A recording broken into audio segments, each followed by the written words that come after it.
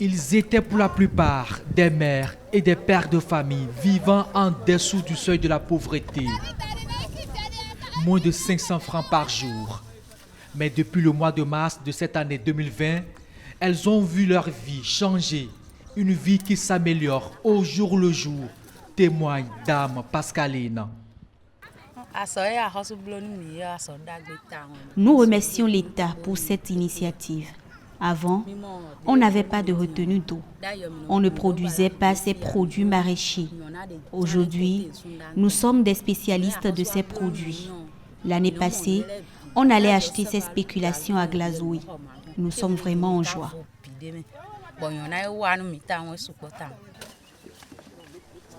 Rosalie, ici, en pleine récolte, est mère de 5 enfants, dont un jumeau.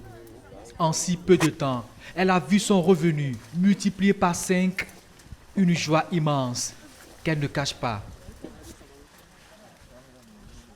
Je trouve de l'argent pour acheter des habits à mes enfants. Et en plus, on a déjà donné l'argent du compteur. Et le compteur est venu, on n'a pas trouvé de l'argent pour payer le courant en ce moment-là. Quand on a fait la récolte, on a utilisé l'argent, moi et mon mari, on a essayé d'acheter le courant, puis on a placé notre compteur à la maison. Vraiment, ça va. Parce que je dépose Elle m'aide vraiment à renchérir son époux, lui aussi maraîcher, sur le site. Mais depuis qu'elle a commencé le travail ici, j'ai constaté que même avant mon arrivée, elle prépare déjà avec ce qu'elle gagne ici. Elle prépare. Elle achète même des habits pour les enfants. Elle paie aussi la scolarité parfois. Donc vraiment, je peux dire que ça a changé considérablement. Ça va mieux, je ne vais pas vous mentir. Sinon, avant, on va au champ, on sème, il n'y a pas de l'eau.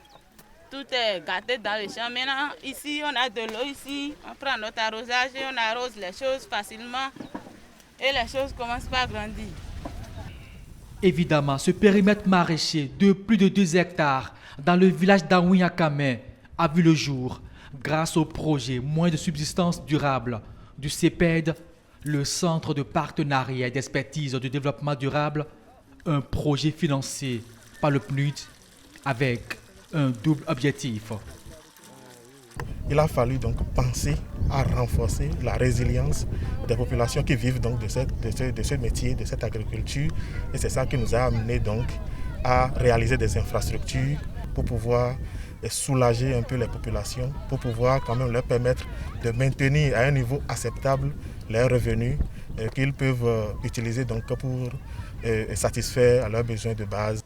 Il veut réduire la pauvreté et renforcer la résilience des populations vulnérables face aux effets de la variabilité climatique au Bénin. Lorsque vous regardez la communauté de Aouiakame dans Saint-Malo, c'est une communauté agricole certes, mais il y a des activités que nous appelons des activités alternatives qui n'y étaient pas menées.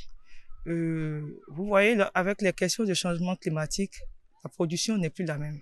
Les rendements ont chuté d'une certaine manière.